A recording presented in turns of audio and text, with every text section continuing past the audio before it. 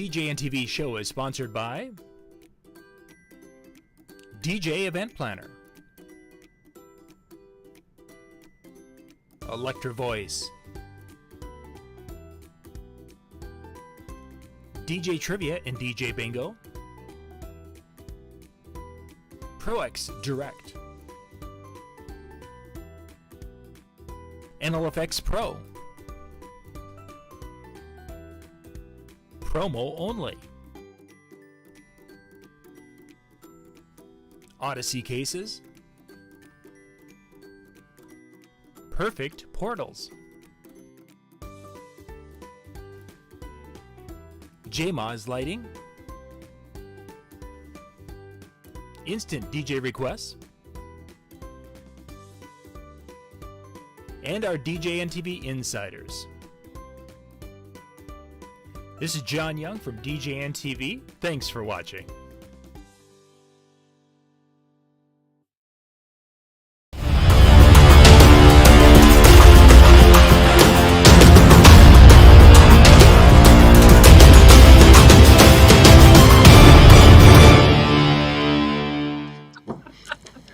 Well, hello everybody and welcome. It is Monday night. It is like, I don't know, forever and a day, but it's been wonderful, like enjoying some time and hopefully you had a wonderful fourth and a third. We're ready to go. Because we don't want to discriminate against the third, and then the second is going to feel bad if we wish you a wonderful second, third, or as my neighbors said last night with their fireworks, Happy July 10th. It's midnight. Pew, pew, pew, pew. Yeah. I gotta say, I'm sure everybody's had one of those. No, we've actually really we're around a lake area, and typically it's like from July 4th until the end of July, and it's like really quieted down. Now, of course, it's going to go crazy tonight, but it's like, yay! I was starting to think the deer are finally not setting something off at your house. Yeah, it's the deer or the fox or somebody, it's going crazy. So tonight, it is question and answer night. We did our last one back at the end of May, and you guys, we've had some really good feedback on that and have asked for us to get some questions. A couple of questions were sent in, and some of the other questions are things we've seen commonly online, and we're going to be going through a bunch of those with tonight's show. Before we go into that too terribly far, next Monday night is our monthly DJNTV training night, and next week's show is going to be about leads. We're going to have a variety of different DJs coming, and we're going to interview them and be talking. Some will be live, some will be pre-recorded, talking about where they get their leads, kind of looking back at where maybe they got their leads 5 years ago, 10 years ago, and where they're working to harvest leads today. We're not going to talk about how they sell to these leads, how they communicate with these leads. We're really just looking for ideas of maybe some unique places to find leads, because this has been a big question that we're seeing time and time again of where do you find the leads for eventual sales. Yes, MJ? I find them under trees. Nice. I know, and I rake them up in the fall and then burn them in a pile. Leads, not leaves. Warming. Oh, okay, fine. Scrappa's there. Thank you, Steve. Robin's with us tonight. Thank you for being with. I should start the chat thing. I'm only looking at one of the chats, and there are many of them. I have them all open. Oh, excellent. They're all saying hi. Also. And then once we're done with tonight's show, they're going to be doing the weekly recording of Hanging with Howie at djntv.com/chill. The show, now, I think we're going to be making Howie's show, it will go live on our channel on Wednesdays. We're going to keep the Tuesday night music show. It's just that the show that goes live tomorrow night at 9 o'clock Eastern will be one from a week or so, a couple of weeks ago. So there's going to be a little lag. If you want to see these shows when they're being recorded, you need to be in djntv.com/chill, the chill room. Monday nights and Tuesday nights at 10 o'clock Eastern. Monday night is Hanging with Howie. Tuesday night is the Tuesday night music show with Brian and Jay and Howie. Jump in there, and then you'll be able to see the recording and then kind of hang out and talk shop with the crew and have some fun on a Monday or Tuesday night. Okay, so that's not gonna open up. I'm not even gonna bother messing around with it because I've got to reset everything. It looks like. So, gentlemen, are we ready for our first question? I got to get things loaded. There we go. Yeah. So I'm going to put our little break in here because it makes it a lot easier for editing.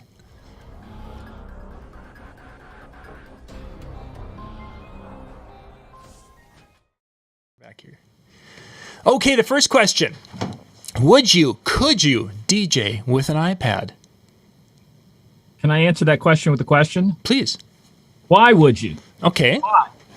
That's a great question. And Dan, do you? No, that's a legit question. Dan, why would you DJ with an iPad? You all missed the whole thing before the show that we're not going to talk about. I'm in a bit of a raw mood lately about things, so most of my answers tonight, this is my disclaimer. Most of my answers are going to be a little rough, but in my opinion, I talked to Dan about this a few weeks ago. That I honestly believe that is the next step in DJing. That people are thinking about, that's going to be the thumb drives. I think it's going to skip past that. I think we're going to get the software companies, Serato, Virtual, all of them make app versions of those, and with the power of a lot of the tablets. And there's also the space that they can hold now. I think that's going to be a go-to, especially for the next generation, who a lot of them, that is their only computer, is a tablet. And I think the interesting thing is the price of the computer, and we're going to talk about computers a little bit later in tonight's show, but the price for a good DJ laptop was this huge amount, and it used to be that the tablets were a fraction, like a quarter of the cost of a really good laptop. And it's interesting how Apple specifically has been able to drive it now where people are spending, we're going to spend $1,200 to buy the next generation of this. And then the next generation of iPad, I might be spending $1,500 to get it all decked out, souped up. Well, now all of a sudden I can get to a laptop for the same amount of money. It's an interesting thing. I think there's going to be a blurred line between the two.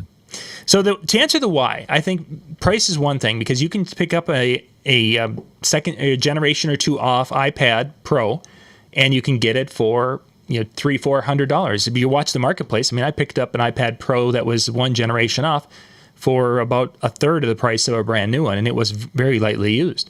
So obviously, price and capability are two reasons why people would look into doing that.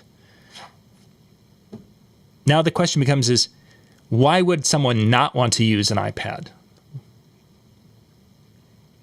I think the quickest way to answer that would be, kind of what MJ said is that, the software developers, for the ones that we're most familiar with are just not there yet. And so I think a lot of people are a little hesitant. I'm really familiar with Serato. I'm really familiar with Virtual DJ. I don't know iDJ. I don't know, or not iDJ, but I don't know the DJ app as well. So I don't want to make the transition. I don't want to make the change over to that. And so I think for some people, that's probably what's keeping them to go, not yet. Although I know quite a few people who, and MJ, let's use the term loosely here. All right. So they DJ with their laptops, but they DJ ceremonies with their iPads, with their tablets using the DJ app. And so they're not doing, quite the same, but there is music playback happening and fading from back and forth. So, there are quite a few people who are doing that. And I think that will also help to speed up those people who decide to make a change if they decide to go there before the software companies jump full force. One concern with an iPad my hesitation with it is that the idea of an iPad, the batteries seem to die quicker than a laptop battery, I feel. And if I've got it plugged in, and if the device isn't putting a charge back to the iPad, and when you have an iPad doing things, sometimes even if they're charging, they're plugged in, they're not charging very quickly. You could have the situation where the only port is that charging port, and if it's not getting enough juice from the controller, you might find yourself with a dead iPad at some point in time in the night. And obviously that would be a huge concern. I've got two beautiful iPad Pros that work wonderfully, but both of their batteries are crap. So I can only use them for probably a half an hour before they have to be plugged back in again. I couldn't DJ with them unless I had a good enough, and yet they have functionality to do everything that iPads can do. It's just that the batteries are. With a laptop, most of them have a dedicated power port or a port that I can use for a power port, and then they have the USB going out, so I can have a wall wart of some sort or that plug-in. So it's a comfort level when it comes to that. And I realized I could buy that little splitter that has the lightning power cable and then the lightning USB out to the controller, and I could do things like that. But every time you add another little dongle or accessory like that, there's always another point of potential failure. And for myself, that becomes a concerning thing. So would I DJ? I want Dan to take this. He recently bought a new piece of equipment. I also own a similar thing, but older, that is kind of like that bridging the gap between tablet and laptop. You did. You asked me about it. What did I get?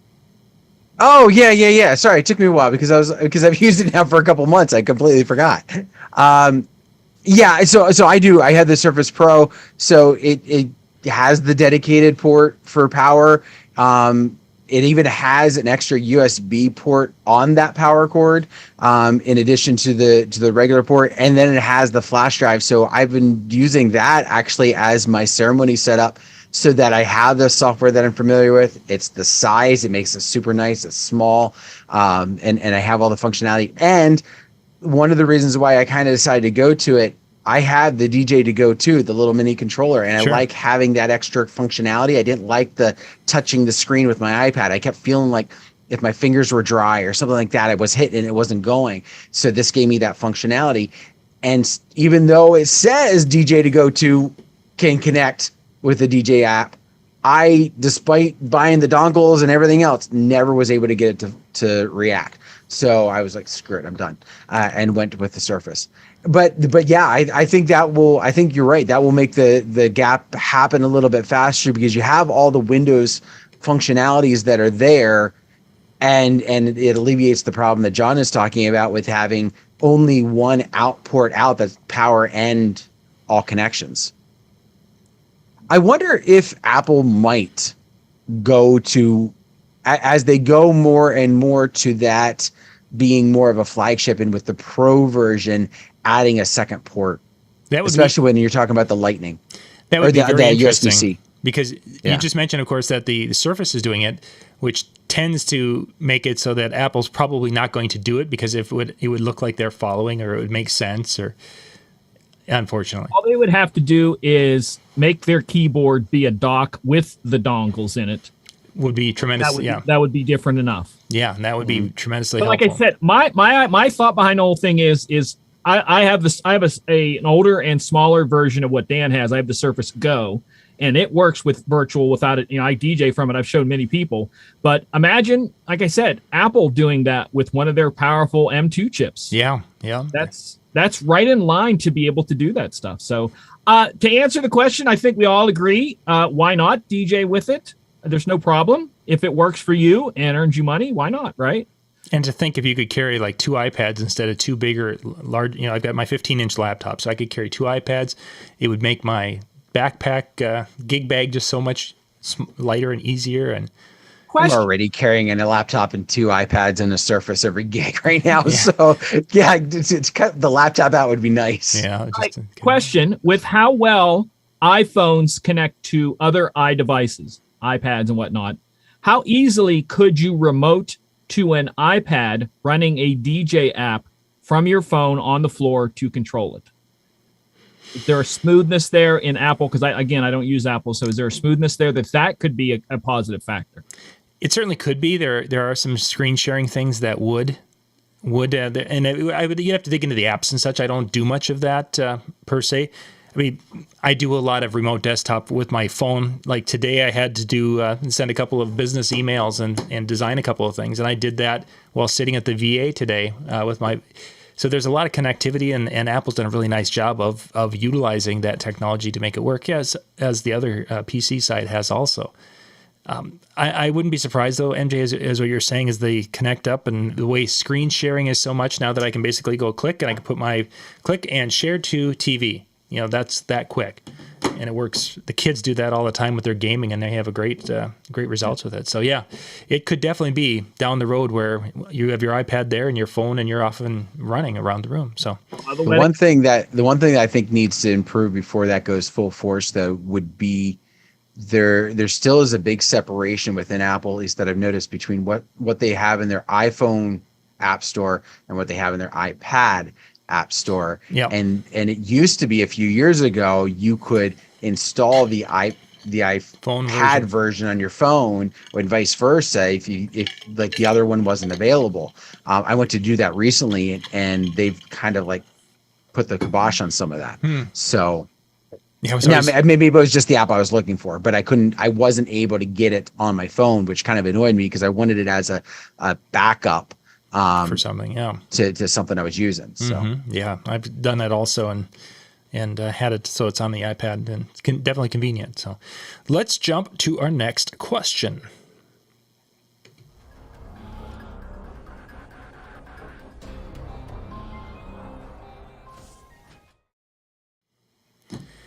So the Spotify and many of the streaming services have been talked about, but the one question somebody asked is how people are using Spotify with their DJ businesses. And I wanted to kind of get because I've actually been putting thought into this, and this is going to be one of the videos I shoot up at Itasca this weekend.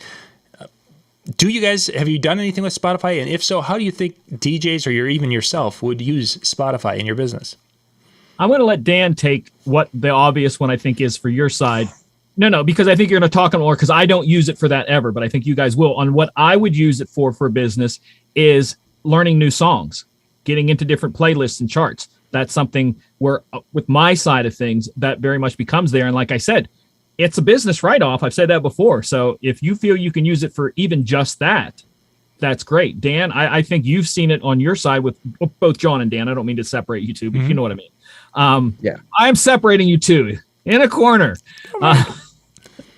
I thought you were going for the obvious one, which is people just play off of it and don't do anything else with it. And unfortunately, that I want to say unfortunate because in my gut, there's a problem to that. There's a problem to just playing off Spotify and loading a playlist and hitting play and doing nothing else. So whether you have the paid version or not, that to me in my gut, it just has a problem with it. So the way I utilize it probably most frequently is with my couples when they're making a request list. They're already using Spotify. They're listening to the music. It's really easy for them to go, oh, I really like that song, and they add it to their playlist. And then it's as simple as saying, hey, you've already been creating this. Send me the link. They send me the link.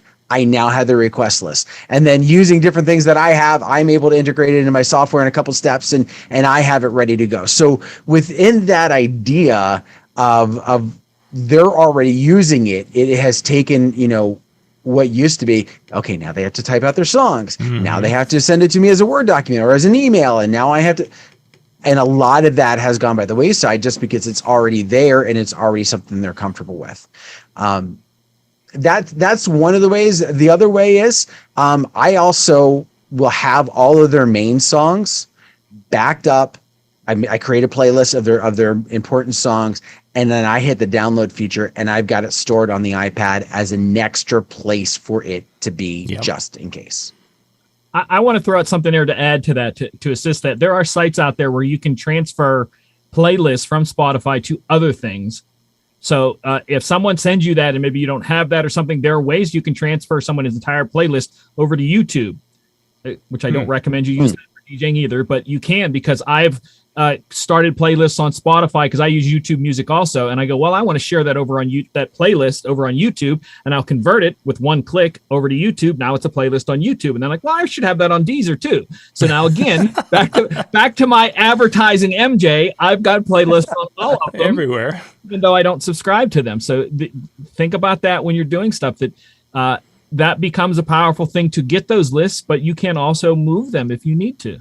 So that's a good thought, because every once in a while I'll get the YouTube one, and because everyone's I don't use Spotify, I use YouTube. Okay, well, and now it's a little bit harder, but I forgot about that. 50% of all streamed music. This is why I went to YouTube Music Plus. The reason I like YouTube Music is that I can listen to DJ sets. So I don't go in there and there's a song and a stop and a song and a stop. I can listen to an hour-long mix of something, and that's kind of why I like that. So I can do that.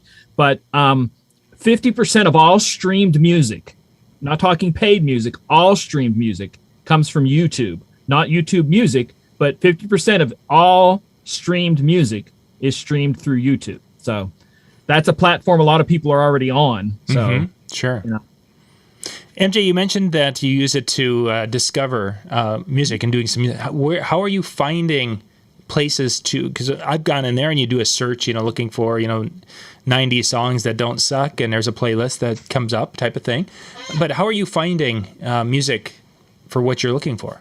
It's a simple thing that, again, I make playlists. I make a playlist called something, and I go to someone's playlist that has stuff, and I'll listen, and I'm like, oh, I want to listen to the song. Or the next one, I'm like, oh, I don't want to listen to that one. I'll skip it. Oh, I like this one. Add to my playlist. Okay. So then it becomes saved on my playlist that I can go back later and add it to a crate if I want to. There's a lot of different things you can do like that. But one of the things I like about it is that it reminds me of songs that I forgot about. Like, crap, I could be playing that. Yep. That's a good song. So I like other people being my DJ with stuff like that. So I get to hear, it keeps things fresh. You get to hear another person's point of view. And more often than not, you will find someone have something that you forgot about. And you're like, oh yeah, I'm gonna, this is now going into a playlist. So that's kind of what it is. Random search, like you said, John, and just kind of flow with it. One of the things that I found that it was accidental. Somehow I had hit the enhance button on a playlist that I had created from something. And I got down to the end of the playlist and it kept going, and I wasn't really paying attention. It was just kind of in the background. And I got to about the third song and I went, that's a weird song. I don't remember that. I don't even remember like putting that on. And then I looked over and I found out what had happened. And so another way that you can do it is to take advantage of the enhance, or if you hit add song to a playlist that you've already created, it will find other stuff that kind of fits within the same idea, same artist, same genre. The radio button too. You can be listening to a song and say start radio, and it will build a radio station around that song, whether it be year, style, whatever, which I do that a lot also. And you discover a lot of stuff that way too. And then there's other playlists that are suggested by with Spotify, such as the top 50 or the currents or things like that you, if you follow those, they're already automatically just kind of rotated for you. So you do have an opportunity to kind of find something that breaks the charts, if you will. Yeah. Lot of famous DJs will put their playlists up there, or their picks, and that's a good way to even just go and say, I love this DJ, what he does. Go and just look at what he picks, and you might find several in there. They're like, I never thought of that. It's better than when I was a young man, and the only way. When I was young, you don't even understand how hard it was. No, seriously, pretty much the only way you really learn songs is number one, if you were part of a record pool, and that meant actual records, what was shoved down your throat by the radio station, or if you had friends that lived somewhere else that would say, hey, you got to check this song, because I can't tell you how many times that I had a friend that I grew up with had cousins that lived in California, and he'd come back visiting them with either a cassette tape or a VHS tape off of the thing and go, check out these new songs. Yep. And 4 months later, they were hot. And we had them. I remember we heard some early Hammer stuff in like the early 80s off a VHS tape that didn't even have the little plastic cover on the top. It was that beat up. So, it's what you're able to find now. I love the fact that we're able to just explore a whole world of music so easily. Yeah, so quickly. Yeah, one of the spots I've been using Spotify myself has been to, like we had the fair where we're doing sound for that fair, and you could put together a playlist, and I could, because it was a hot day and there was sunshine, I wasn't really wanting to, and there was a chance of rain, I didn't want to bring my computer out, so tablet it was, download the playlist, and I could have it playing that Spotify playlist, and with the little adjustments, it wasn't beat mixing or anything to that effect, but it wasn't that type of event. It was that background cocktail type of event, and having that playlist set and going, it worked wonderfully. So there's definitely spots that could be used, but as Dan mentioned, he downloads all the songs and then has them on and that's exactly what I did on a tablet, because I was... Make sure you're saying it's not downloading, he's offlining them. Offlining them, yes, offlining. But so they use the word download. They do, they do. But it is offlining where I have to have the subscription, I have to have the paid for the service and such. Yeah, and offline, you're technically still streaming the song, but you have to use that software to play it. Download means you download that file and you can play it on anything.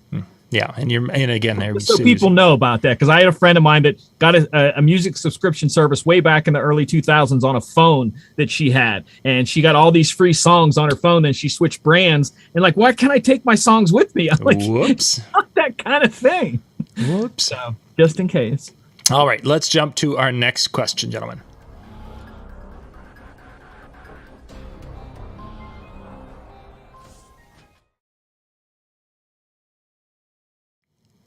All right, our next question for tonight is somebody had posted this on one of the chats and thought it'd be a great discussion topic, is have we reached the point where sneakers are appropriate for formal events like weddings?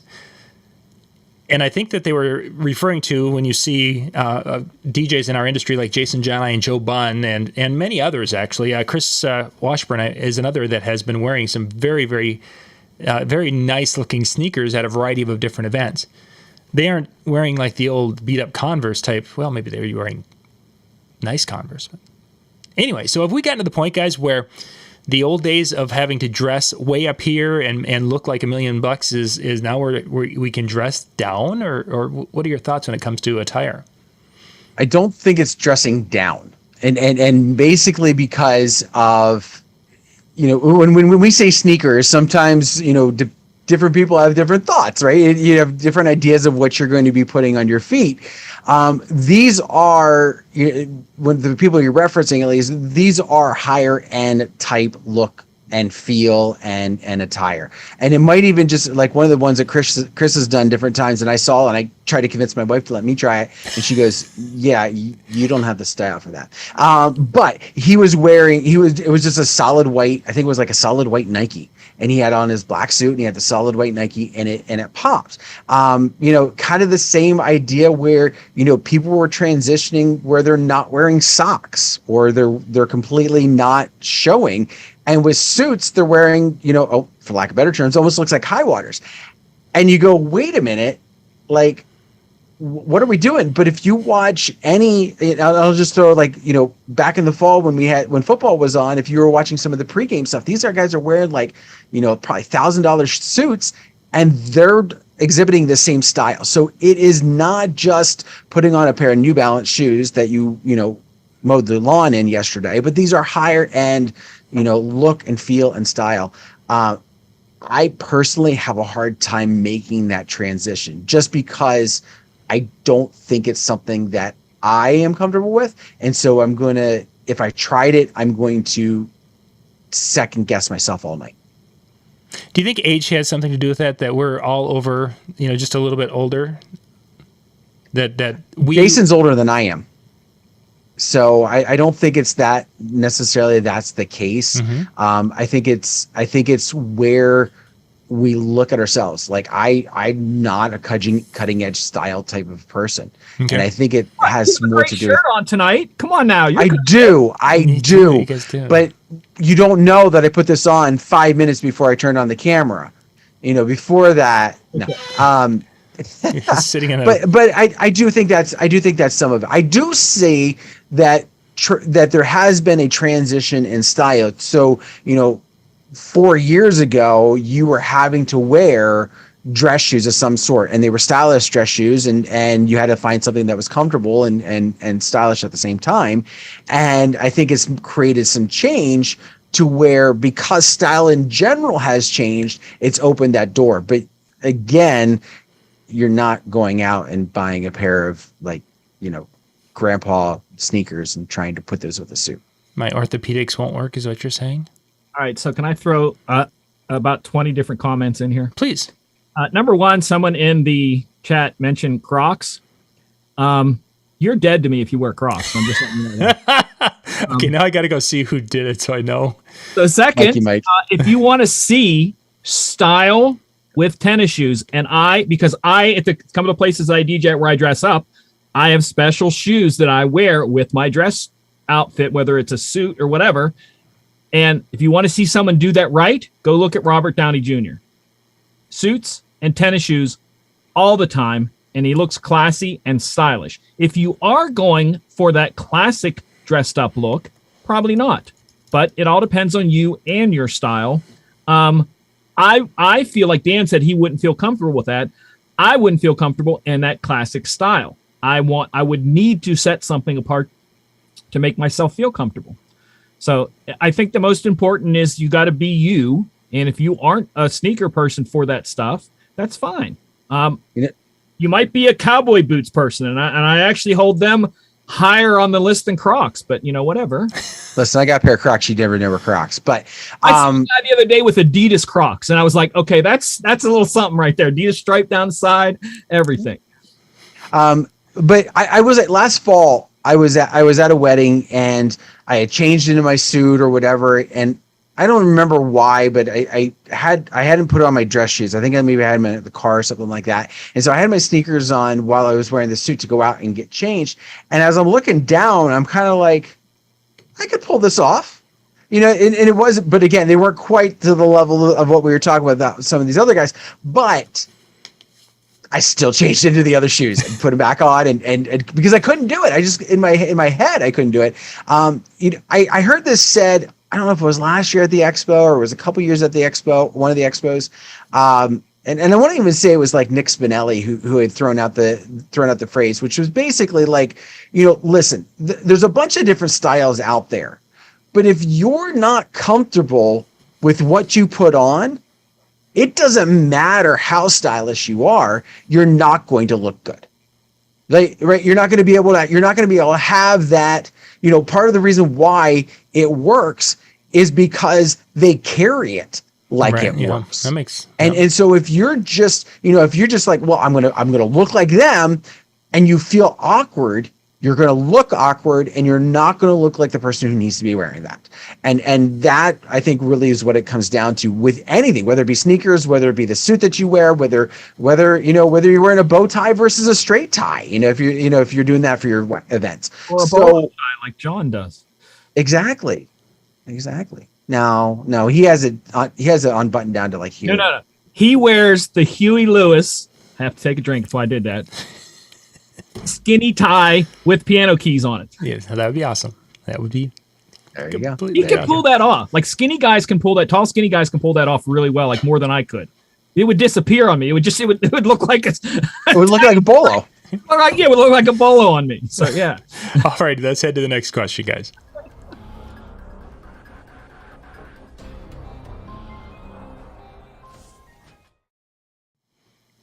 Okay, for our next question, somebody was asking about this. I thought this would be a great topic. How do you handle those people who feel they are so entitled that when you get to the end of the show, they're the ones in your face screaming, one more, one more. You gotta play one more. They are incessant. No. Okay. Dan, do you want to add beyond MJ's? I will say, so I have a song queued up. Let me phrase that. One of the greatest ways, if you're doing private events, one of the greatest ways to get around it is to set up like a private last dance, right? Because then you can't be like one more. I'm sorry, I've got one more, but it's for them, and everybody else has got to leave. And that's a great way to just kind of back that you created this thing about that. Was it you telling that story? Yeah, I didn't create it. I got it from somebody else. Yeah, but we've talked about it on a regular basis. Yes, I do it on a pretty regular basis because it not just for that reason. I kind of work a couple reasons into why, but it makes it kind of nice because then they can't really get at me. The problem when you don't have that. A lot of times I try and play it off in the venue. Listen, the venue's not going to let us. We're at our time. Like that's it. Or if I know it's a venue that I can keep playing, I have NSYNC Bye Bye Bye lined up. And if they're just like in my face about it, bye, bye, bye. And I use that and I play like 30 seconds of it and then be done. And there's my one more song. I played one more song. I got them to shut up and they, that was funny. That was funny.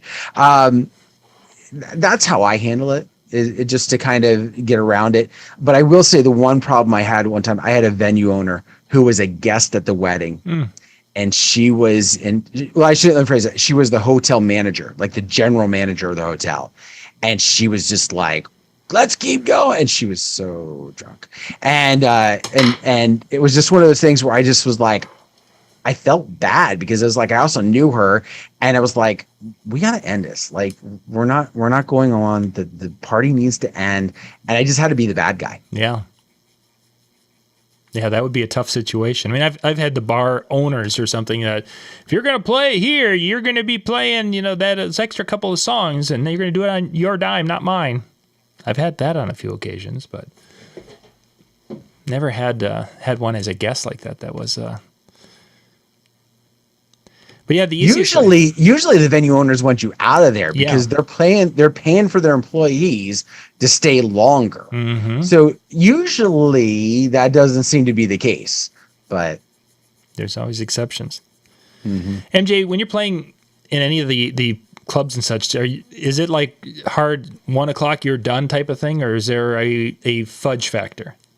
Well, it kind of depends on where you play, but 90% of the time, if it's really crazy, I will have a manager owner come up and go, last song at a quarter till. A lot of places shut off at a quarter till. They want you out by 2, just simply because, like Dan said, they've got to clean up and get out of there. And they're not going to be there till 4 a.m. doing all that.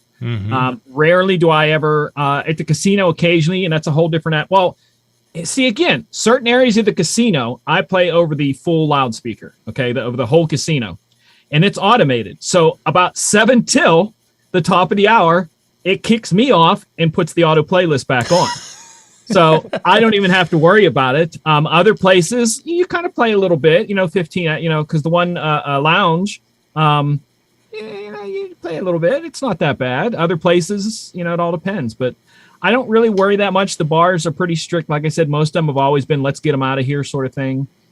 It's not like the private thing where if somebody says one more time, I guarantee there's a bouncer standing next to me said, get the F out. They wouldn't even hesitate to go, you're out now. Well, my friends, bye. There's the door. See ya. I've had some bouncers actually during the last song, and we would always, and one bar in particular that I always played at, we'd always play this one song to end the night, and it was clearly like, get out. And they would actually be pushing people out the door during that last song. So there was no opportunity for one more song. Every DJ is supposed to have what's called the Get the F Out song. And it's a terrible I think that's what it was called too. Yeah. And mine is a remix I did of the Lawrence Welk song Good Night, which is just absolutely horrible. A friend of mine used to do Barney. It just all depends on what you want to do, but it's a horrible song. Hit the Road Jack. What's that? Hit the Road Jack was one I had some friends use. They can't dance to, that they just want to leave, but you can take your headphones, start getting chords up, just. See, and that's where I kind of, I do risk, and I generally play things pretty conservatively and pretty safe, but I do risk it on after I shut down, if I've got to put some kind of bumper music in, I throw some Huey Lewis stuff in there, and I know I'm risking the chance of people just starting to fire the party back up again. But I keep the volume down, and then so far. What they're going to do? Is that really what they're going to do, is fire the party back up, or are they going to set the music on fire so you don't play it again? Sometimes fire is a fickle thing. Let's go to the next question.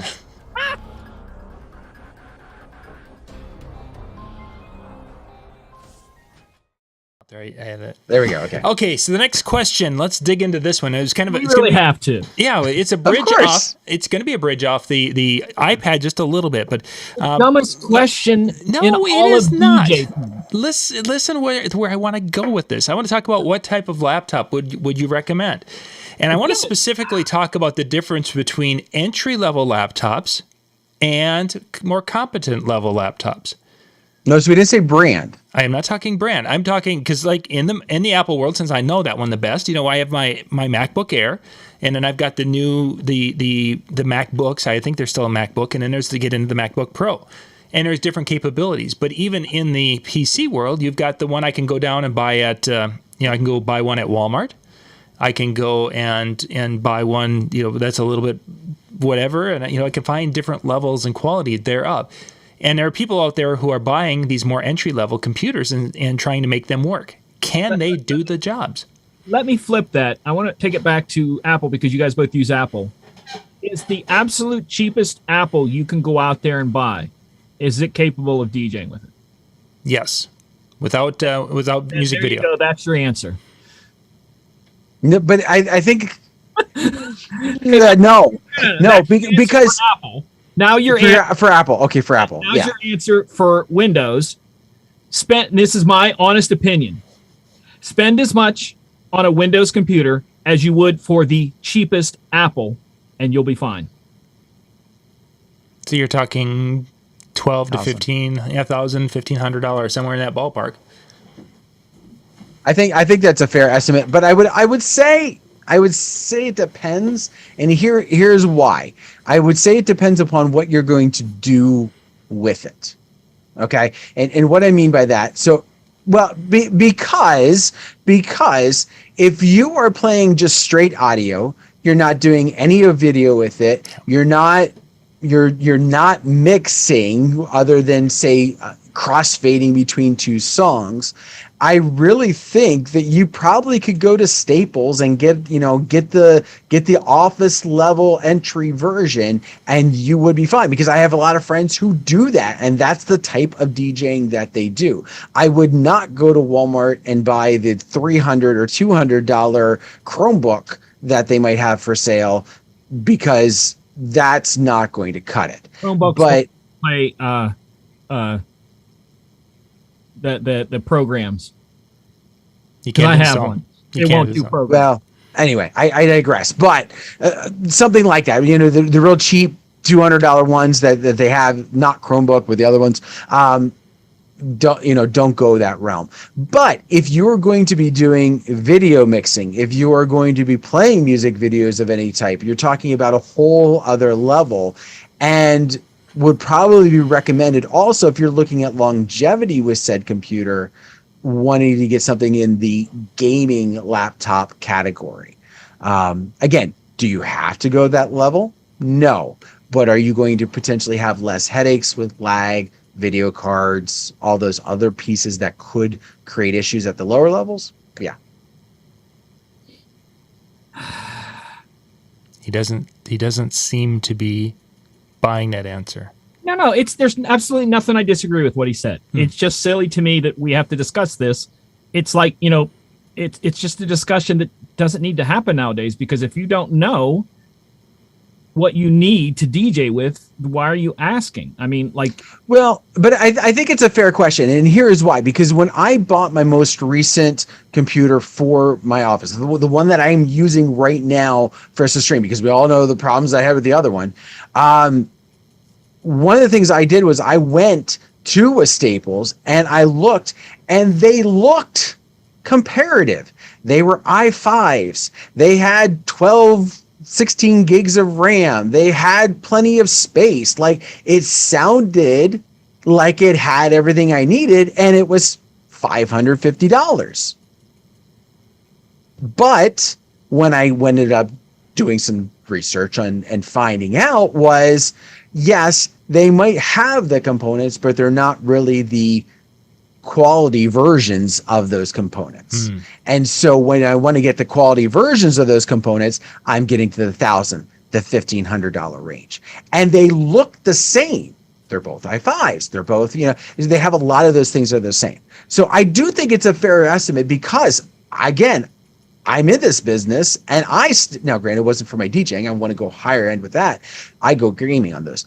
But when I was looking at it, I looked for what I thought was perfectly fine. Since I'm in my irritated mood, Really? Go for it. I didn't notice. Yeah. Light me up. You know how I've said before that if you don't mix, you're not a DJ? I'm going to tell you, if you don't spend more than $1,000 between your controller and your laptop together, you're not a DJ. You have a music service that you play for people, but you are not a DJ. Do not wear that moniker. If you're, That's $1,000 for both. I mean, come on. That's a yeah. wait a minute. Wait.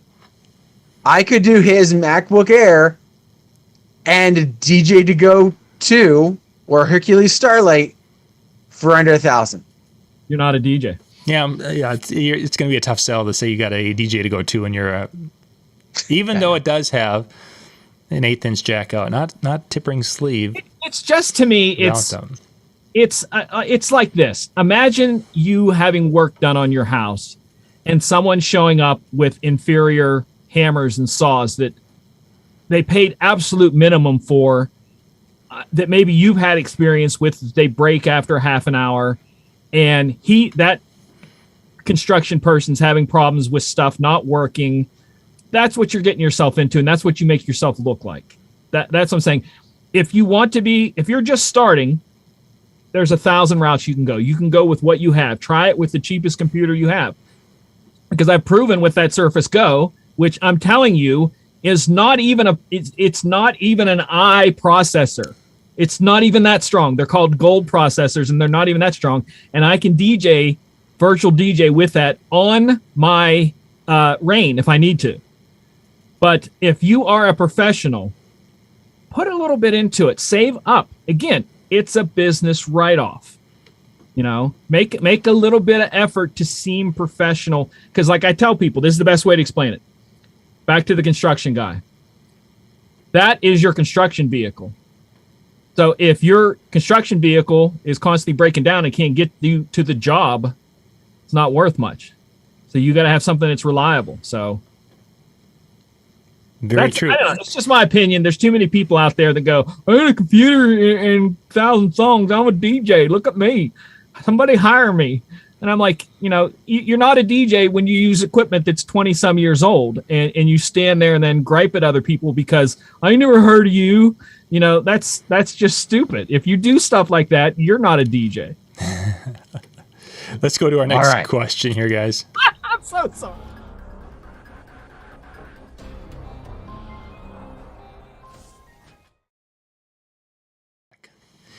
All right, the next one, guys, is DJ setups and how close to the dance floor. What's your preferred distance from the dance floor? Right on it, a little bit off? Does it matter to you? MJ, since you don't have an opinion tonight, it seems, we'll see if you finally have one. Mine is different than most DJs, especially in the club world. I like to be near the dance floor. I really do. Now, why in the club world you said that? Why? What is typical there? People don't want people to walk up to them. They don't want to be on the same level. They don't want to be able to be spoken to. They just want to do their set. They want to do their thing. I like to be right there with them. I love DJ booths that are near the floor. I mean, there's so many clubs that put you up on the rafters and way back in the corner. I want to be there with them, and I even private gigs, I want to be there with them. I want to feel the moment as they're feeling it. As a person who doesn't like people. Yeah, I was going to say, wow. It helps me do my job. I'm kidding. I know. I'm kidding. I agree. I'm totally agree that I'm not a people person, but I believe that really helps me do my job better when I'm right there feeling everything that they're feeling. And there was the thing is that you're feeling that energy coming from them so much quicker by being that close. Dan, what's your thoughts? I'm very similar. I like to be near the dance floor. I like to be on the edge. One of the things we often see passed around on Facebook is the talk of, oh my gosh, they put the DJ in the corner and the dance floor's over here. And so from a logistics standpoint and the sound standpoint, I want to be there. I want to be by it because it makes my job a lot easier as far as controlling the volume and what I need to do there. But like MJ, I like feeling the energy. I like to be able to, be right there, seeing what's happening and feeling as they're going at it. And if I'm over here removed, I also feel like it's harder to get people to come into this area, right? If I'm over here, why would they want to go over here? Right? I'm not saying they need to come to me, but if that's what's creating the sound, wouldn't they want to be by where the sound is? Some DJs, people don't want to be by them. So, well, that's a difference. Yeah, I agree. But from not the DJ, but the music, right? If the music's over there, I want to be dancing over there. And then there's also some people who just blast it and then they don't want to be anywhere near them because they can't hear. But no, I like to be right there on the edge of the dance floor. And that just makes it easier for me from the control of my sound standpoint, if nothing else. See, I prefer to be a little bit away just because I have that reoccurring weird phobia thing going on where there becomes this uncomfortable eye contact being made by one of the guests and they start looking at you like they're peering into your soul and you're like, oh my God, what's going on? I don't know if I should break the contact and look the other direction or do I continue to look and show weakness if I look away? I have that. All you got to do is do this, John. They will walk away. Or Lori will smack him. One of the two. I don't know. Or that, yeah. No, I like Dan said, like I can't express it because to me that's just really important because I want to be a part of their party. I know it's my job to lead the party, but I want to be right there with them. And I think if I'm there that close where they can feel my energy, that will help get them started too. Oh, for sure. That's a huge part of it that we talk about when we were training DJs is that we bring the energy early in the night to get the crowd moving. And then once they start moving, then we feed off that energy. And that's been something that's just ask somebody, hey, I didn't get to have a piece of cake. Can you grab me a piece of cake? Yeah. Well, and if you're also the MC side, so if you're doing both, like if you're the one person and you're doing both sides, and this is another argument and probably a question that we could talk about at some point is, where do you stand if you're emceeing? But, a lot of the proponents is that you should be on the floor, when you're doing your microphone work. And so close proximity really helps that. Certainly would. You have to go be on the floor. Okay, now I got to go push a button. Now I got to come back and do something else. Like doing that, it helps, being, especially if you're close. All right, gentlemen, we're going to do one more question, and then after that, it is time to head everyone back or head over to Howie. So we'll be right back here with our final question tonight.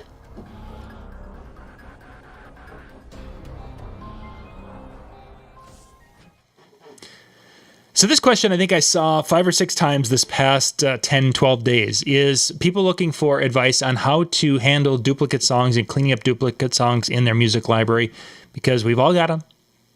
And we've talked about it before, but we want to make sure we hit it again tonight because it has been a very big question. So, Sean, can you say duplicate song one more time, please? Duplicate song. He duplicated the duplicate song. So that I'm redundant, that I repeat myself, that I say the same things over and over. We don't want to do that. So, how would you do that? Well, first thing I would do is go to Disc Jockey News' YouTube page and do a search for DJ Michael Joseph and duplicate songs. And there's probably about 20 videos, both in short form and long form, Dan, because Dan, for some reason, said that I don't do short form. And the other topic that we talked about, I had 5 videos about that topic in 3 minutes or less videos. So that's the first thing, because I honestly think it's going to be a little bit different for everybody. I don't think there's one set way to do it, because you might like to look at what songs are duplicates and you might want to keep some of them, or somebody else would be like, I just want them out of there, or you might want to keep some. So how elaborate is of a process is it, MJ? Is it something that a person can do in an hour, in a day, in a multi-session time? I think the best way to do it, and this is going to be, everyone's going to disagree with this, but as you're searching for a song, if 5 versions of it come up, somehow mark them to be later deleted. So if you, like for me, with virtual, I search Girls Just Want to Have Fun. And I have 8 versions of them, and I've only played 3 versions of it. The rest of them have 0 plays in the past 10 years. There's a good chance I don't need the other ones. Right. So I'll mark them somehow to maybe go look at later, and then, So I think it's going to be a little different for everybody. But you're really recommending that, the best, most foolproof way is the old listen to it. Nope, don't like that version, and dump it. I mainly meant as in while you're searching for songs, while you're DJing, because if you try to just jump in and find duplicates, you might push yourself over the limit once you find out how many duplicates you have. Because I get overwhelmed that way. Yeah, so I just do it as I search for something. So if I do a search for something and 5 versions come up, because virtual, you can colorize them, I'll colorize them yellow and then go back and later on pick which ones I want. That makes sense. I think one of the things that is often misunderstood, and this I think really is what gets at the question that we end up getting with this. It's not that somebody's looking for the way to do it, and MJ, you obviously provided a way to do it. I think what a lot of people are looking for is a program that they can put their hard drive in, and it will spit out all of the duplicates for them, and it does it in one step. And there are programs out there that can help with that. But I think what still creates that problem is, I got this song from this pool and they label their music this way. And I got this song from this pool and they label their music this way. And I got another one that I bought from Amazon because the other pool didn't have it when I first needed it. And so now I've got 3 versions of essentially the same song, but they're not labeled the same way. So finding them to delete the duplicate becomes the problem. And so I think that's where MJ's talking about, until you run into it. But even at that, I think sometimes it becomes a problem because, so for example, I'll have mine, and because of how I have my categories within virtual, I don't necessarily know which is the better copy. And so by the time I get home, I'm like, oh yeah, what was that? And I just don't search. And so I marked them yellow because I'll never remember which one it was that I was thinking about. Like, what song did I have 12 versions of? Mm-hmm.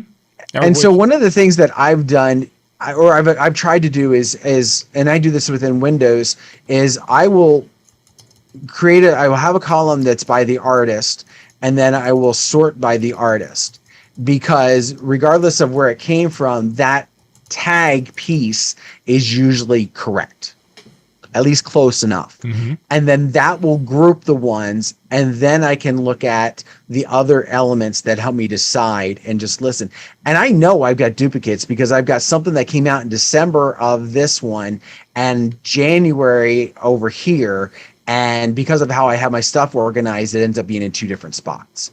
And that's just one of those things where if you are that worried about it, you know, search MJ's videos, because there's going to be ways to get into it, but it's not something that we're going to cover here in 7 minutes before Howie's show. Like Dan talked about the programs that do stuff like that. There are quite a few that do very well, but there is a very good chance that if you let them do it all on its own, it will delete something that you don't want deleted. That's why I suggest doing the other way. People have asked me that so many times. There is no snap your finger, everything's great sort of thing. It's just not like that. Without you, but I think that's what everybody wants, and putting your eyes on the things and your ears, whichever way you want to do that. It's just, and half the time I end up going through them and going, well, they're all a little different, so I'm going to keep them all anyway. You know? This one has that intro that I forgot about. I'm going to have to use that next time. You know, so I could use that. I honestly don't believe there's, like Dan said, that's what people are looking for. If somebody has that snap version, tell me, I'll pay you for it. Yeah. But I think if we're also talking, because we just talked about duplicates of the same song, let alone, so-and-so's edit versus so-and-so's edit versus so-and-so's remix, and that comes down to a lot of personal preference. But, how many you keep, as MJ said, if I've heard other people say this, if you go, a year and you've never played it, there's a good chance maybe you don't need it. Or if you're, I don't play out that often. Okay. Then if you've gone 2 years or 3 years and you've never played it. Okay. Is it really something you need to have, at least in your main drive? I'm saying this to a very dear friend of mine. I doubt he's watching, but he's a dear friend, just had a birthday recently. If you travel around with 12 terabytes of music, you need to work on your setup. That's all I'm saying. Yeah. When I asked him, what do you think if you really legitimately pared it down to what you think you just need? He said, I don't know, maybe 5 terabytes. Oh, I'm like, he goes, well, how much you have? I said, I have about 1/4 of a terabyte. It's all I travel with. Wow. I think it's actually now just over 1/4 of a terabyte. Oh, so. You're just going crazy. I have. Gentlemen, let's wrap things up for tonight. So tomorrow night, then there will be the recorded version of the Tuesday Night Music Show, which will go live at 9 o'clock. We'll be coming back with Tuesday Night with Ben Stowe after Labor Day, so we'll be starting it up in the fall. We actually have 2 or 3 new shows that are going to be starting up this fall that you guys are going to be able to check out. You probably caught last week that PHDJ they've wrapped up, so they are no longer on Thursday. We're going to be bringing a Thursday morning show in here in a couple of weeks. I believe it'll be about 2 weeks out. We'll get you more information on that. But then this fall, we've got a couple of new ones that'll be joining our channel after Labor Day. So tomorrow night, you'll have the 9 o'clock will be the recorded session from the music room. Then the live recording is going to happen at 10 o'clock at DJNTV.com/chill. And then Wednesday night at 9 o'clock, because I don't think, MJ, you're not going this week, are you? I try to do the live show the same week you do the education when we don't have a Monday night show. Next week. So yeah, this week, Howie's chat from a couple of weeks ago will be at 9 o'clock Eastern Wednesday night. And then next week it would be later in the later spot. So, and then, next week, we're going to be talking leads next Monday night, and we're going to be hearing from a lot of different DJs on how they and what they and their thoughts behind finding leads in this day and age. So you want to definitely put that on the calendar. It'll be out at DJNTV.com/virtual expo, which I didn't change that link. Just go to DJNTV.com and you'll see, I think there's a link there that'll take you over to it. But anyway, we'll be sharing that link. That'll be next Monday night, and it'll start at 8 o'clock Eastern and go till 10 o'clock Eastern for the show. So I think that's it. I think we're ready to go. And DJNTV.com/chill with Howie in just a few minutes. All right. Well, thank you guys for turning in. Have yourself a wonderful, wonderful night. Check out the virtual expo, and we'll be back with you in 2 weeks. Have a great one.